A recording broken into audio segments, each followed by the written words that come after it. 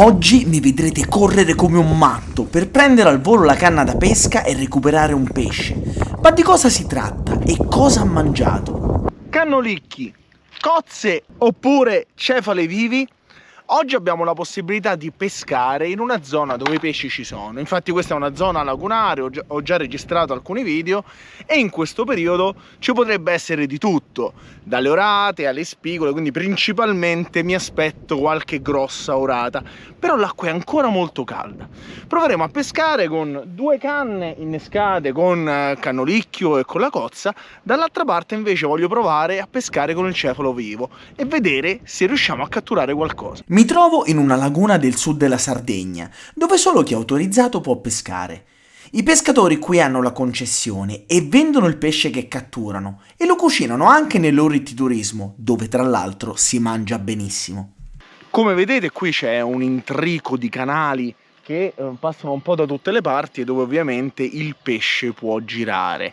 L'idea è quella, diciamo, di riuscire ad intercettarlo e capire quale esca apprezzano di più, quindi fare dei bocconi veramente grandi e cercare di selezionare il pesce d'Italia, sperando che sia entrato perché, come vi ripeto, l'acqua è ancora molto calda. Montatura per la cozza: abbiamo due ami, come vedete, diciamo della misura 1, e un tubicino, perché ve lo faccio vedere tra un pochino. Ora vi faccio vedere come inneschiamo la cozza, facciamo proprio un bel boccone. Scegliamo una grossa cozza. Per fare il primo innesco ho scelto 3 cozze abbastanza grandi. Apro le prime 2 e vado a scavare la polpa.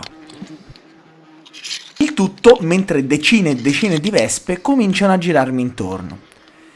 Dopo aver scavato la polpa delle 2 cozze, apro la terza cozza, quella più grande, che servirà da innesco, e la lascio così. Intanto innesco i 2 bocconi di polpa sui 2 ami, in maniera abbastanza grossolana. Non sarà questo infatti l'innesco finito. L'idea è infatti quella di coprire gli ami, ma soprattutto di creare un involtino appetitoso per la nostra orata e mettere tutto all'interno della cozza più grande. La infiliamo all'interno della cozza e il tubicino lo mettiamo qui, in modo che la cozza comunque non vada a tagliare il filo. La faccio proprio uscire fuori, così è bella. A questo punto basterà legare il tutto con del filo elastico, in modo che la cozza rimanga chiusa e non si apra accidentalmente. Il risultato finale è una bella cozza grande, con la polpa che fuoriesce, in modo da emanare odori e sapori che possano attirare i nostri pesci.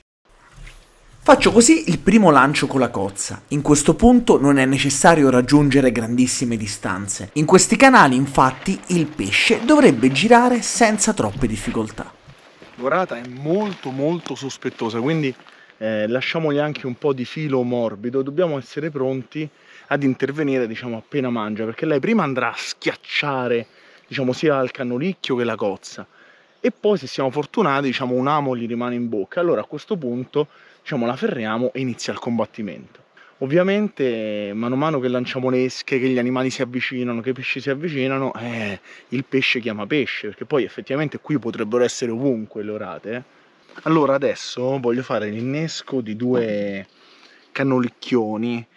Non ne faccio solamente uno perché ovviamente qui ci sono i granchi, c'è tutta una situazione per cui è meglio avere un'esca un po' più grande ed evitare di pescare quelle oratelle piccoline che danno fastidio. Allora vedete che faccio? Dopo averla aperto, questo purtroppo sono morti questi cannolicchi. L'innesco è molto semplice. Vado infatti a togliere 2 cannolicci dal guscio e poi li infilo nel lago apposito, che questa volta ho rubato al buon Mariano. Speriamo che non se ne sia accorto. Intanto le vespe stanno banchettando e rendono tutta l'operazione difficile. Purtroppo capiterà anche a voi. Infilo la montatura con i 2 ami, molto simile a quella che ho fatto per la cozza, nella parte iniziale e terminale del cannolicchio e poi con il filo elastico chiudo tutto il boccone saldamente. A questo punto non resta che sfilarlo. Questo è veramente un innesco importante per un bel pesce, comunque anche un'orata di mezzo chilo se lo mangia. Gli ami, come vedete, sono con la punta rivolta verso l'esterno proprio perché devono riuscire a bucare l'apparato, diciamo, boccale dell'orata prima possibile.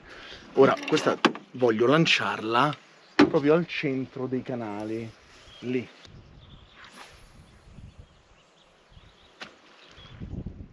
Non si vede una grande attività dorate per il momento, ma potrebbero attivarsi col cambiare della marea, perché la marea nelle lagune è fondamentale.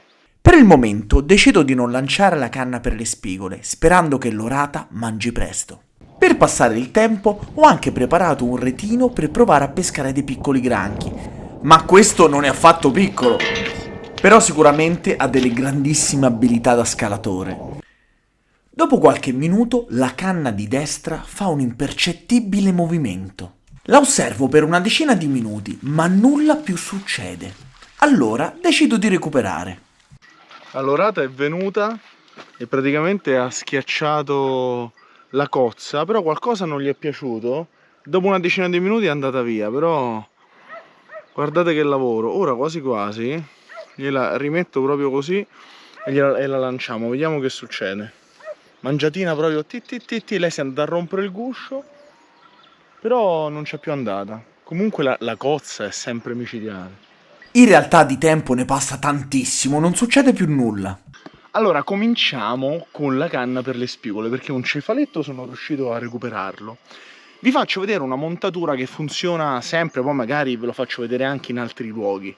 Piombo deve essere più scorrevole possibile, c'è un piccolo stopperino e una girella. Finale di 80 cm con un amo Aberdeen, eccolo qui.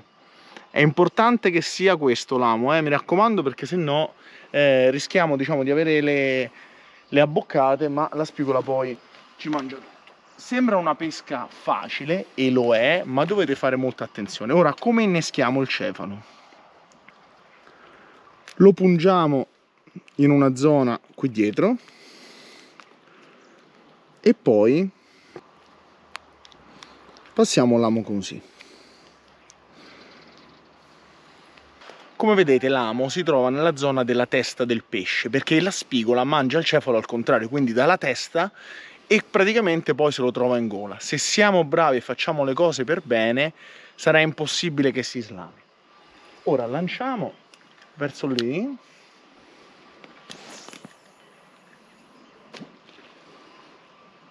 E vi faccio vedere una cosa molto importante.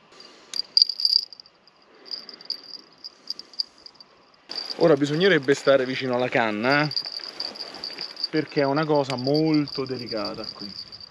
Quando mangia la spigola si andrà piano piano a prendere il filo che scorre, appena si ferma vuol dire che si ingoglia il cefalo e lì possiamo ferrare, ma ormai ce l'avrà in gola. È molto importante che lei non senta una resistenza. Vi faccio vedere il piccolo trucchettino. Con un elastico, possibilmente più nuovo di quello che io ho, fate passare il filo qui dentro. Quando la spigola mangia, stacca l'elastico e praticamente comincerà a correre con il cefalo in bocca. Ora, perché la spigola fa così? Perché voi non dovete immaginare che appena vede il cefalo ci si fionda addosso a 200 all'ora, comincia a girare l'intorno, se lo studia piano piano, quindi ci vogliono anche 30 minuti, un'ora prima che decida di mangiarlo. Vedete, ad esempio, c'è un movimento, questo è il cefalo che si sta piano piano, questo movimento della canna è proprio il cefalo che sta scappando, no? Magari si agita, può essere che ci sia il predatore vicino. Ora c'è stato un movimento improvviso qui sulla canna, ma il filo vedete sta scorrendo, guardate. Piano piano, guardate, guardate, guardate. Sta scorrendo.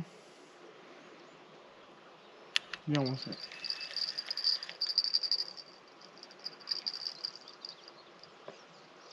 No. Sì. C'è. Mamma mia. Hai visto? Sembra incredibile, ma la spigola ha mangiato dopo pochissimi minuti che avevo lanciato il cefalo in acqua. A questo punto sono del tutto impreparato, infatti non ho portato il retino e devo trovare il modo per andarla a prendere senza che si slami. Mentre la recupero mi accorgo che ha mangiato benissimo e quindi posso prendere tutto il tempo del mondo e anche rischiare qualcosina. tanto il filo è buono. Non fatevi mai prendere dal panico quando accadono queste cose. Combattete il pesce lontano e quando siete pronti tiratelo via per la bocca. Guardate che roba!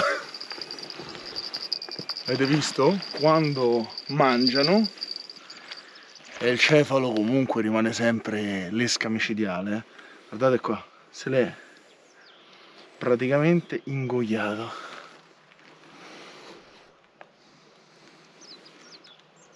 Avete visto? È una tecnica abbastanza semplice e non abbiamo dovuto aspettare tantissimo. Alla fine la spigola è uscita, bellissima, maschio.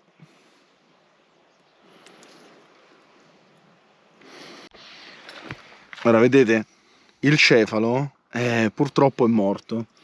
Io avrei preferito, diciamo, riuscire a recuperarlo, ma guardate l'amo come si è infilato nella spigola. Ecco qua, avete visto? L'amo Aberdeen, pesce meraviglioso,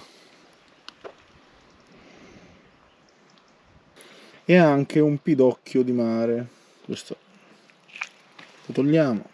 Avete visto come la tecnica, diciamo, del vivo nelle condizioni giuste è fondamentale, cioè veramente se facciamo l'innesco bene e tutto funziona bene, il pesce lo prendiamo praticamente dopo 10 minuti, perché comunque questa spigola probabilmente era in caccia ed era lì. Ora cerchiamo un altro cefaletto e vediamo soprattutto se le orate mangiano. Avete notato che mentre parlo sto guardando in continuazione verso le canne? Ecco, dopo pochi secondi succede questo.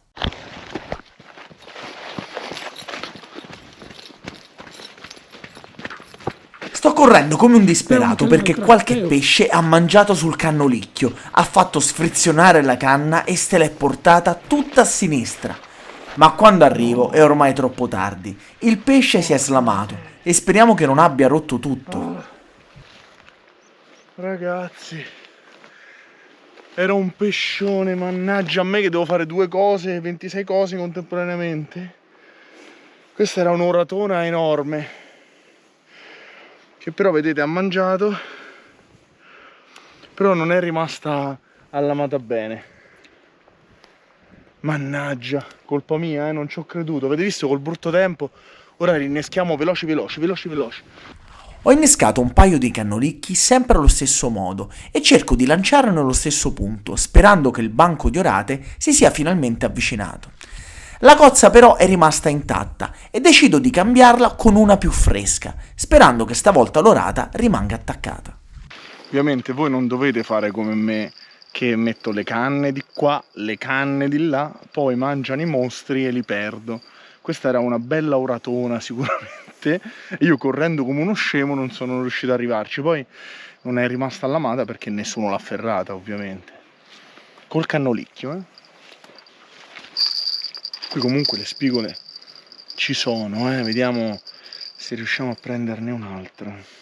Questa ha mangiato veramente subito. Stessa cosa. L'innesco è fondamentale, Eccolo qua. Vedete come lavora proprio bene? Via.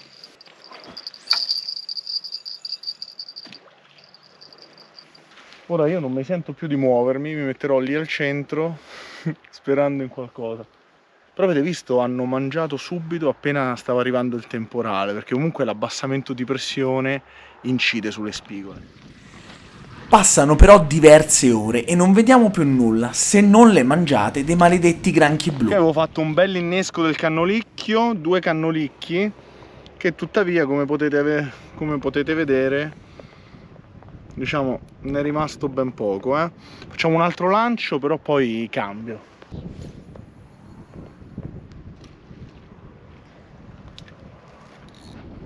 E finalmente, dopo qualche ora di attesa, Porca miseria, una mangiatona sulla canna bianca, ma... niente, il pesce non c'è più andato, ma decido comunque di provare a ferrare. E qui succede davvero l'impossibile. Sento che qualcosa sta tirando tantissimo, mi sembra di aver agganciato un ramo, ma in realtà il ramo si muove. Potrebbe essere una spigola enorme che decide di nuotare verso di me e che all'ultimo farà la pazza. Non so veramente di cosa si tratti e fino all'ultimo credo nel mostro. Ma poi, mentre la recupero, la vedo, non ci posso credere.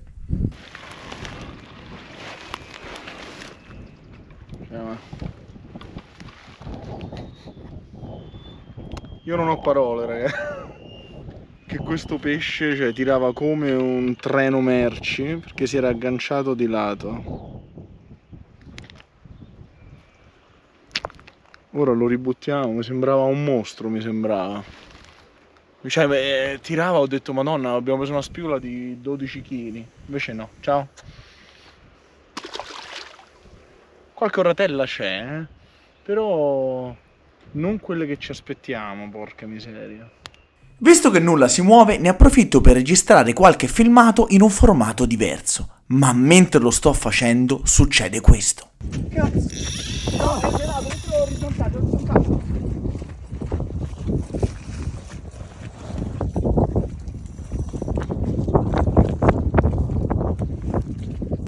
Una grossa spigola si è mangiata il cefalo, che stava in acqua da ormai 3 ore. Il vento nel frattempo è aumentato tantissimo e probabilmente ha scatenato l'attacco del pesce. Ovviamente anche stavolta non ho il guadino, però la spigola sembra allamata bene e chiede all'operatore di andarlo a prendere. Con il retino è tutto più facile e posso recuperare questa spigola senza troppi problemi. Mamma mia!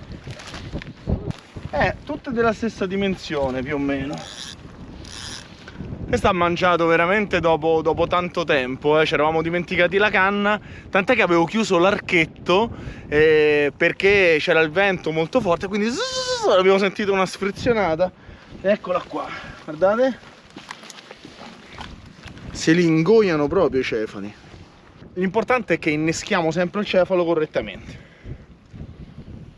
Bella? Basta, non ce la faccio più, dichiaro chiuse le ostilità. Diciamo che oggi abbiamo fatto questo esperimento e tra cozza, canolicchio e cefalo vivo purtroppo ha funzionato il vivo, ma non perché non funzionano le altre esche, ma perché probabilmente ci sono solo le spigole. Infatti le orate non si sono fatte vedere e devo dire con grandissimo dolore, pieno di granchi blu che 2 anni fa qui non c'erano, ho fatto diversi video e invece a ogni lancio mangiavano le nostre esche, ma poi si vedono, sono da tutte le parti, ne abbiamo pescati anche un paio. Le orate non ci sono perché probabilmente la stagione è molto anomala, fa caldissimo, infatti sto a maniche corte anche se siamo praticamente a metà novembre, ha fatto qualche goccina d'acqua ma poi nulla, ha di nuovo messo il maestrale che non è freddo stranamente, è caldo e l'attività del pesce è veramente a zero. Queste 2 spigole sono 2 spigole particolari, come vedete hanno un colore particolare, dorato, e il motivo è che vivono in realtà in queste acque da molto tempo, quindi non sono entrate dal mare recentemente e si può capire perché ovviamente la temperatura è ancora alta. Grande più o meno 45-50 cm, forse 1,5 kg, un paio di chili massimo. Ogni tanto fa bene anche tenersi un pesce, stavolta me ne sono tenute perché comunque mi piace mangiarmi un pesce buono, genuino. Tanto sono 2 maschi, non sono ovati, non stiamo facendo grandissimi danni. Ovviamente il danno lo si fa sui grandi riproduttori. Però ricordate che quando andate a mangiare un pesce al ristorante, quello viene pescato a strascico, chissà con quale distruzione. Quindi se andate a pesca, vi tenete un pesce, va benissimo, anche, secondo me è anche giusto, e mangiate qualcosa di buono e genuino. Mi dispiace molto aver scoperto questo fatto dei granchi, ma devo investigare. Probabilmente lo farò nel prossimo video. Noi ci vediamo la prossima volta, mi raccomando un like, iscrivetevi al canale e se vi è piaciuto condividetelo. Ciao!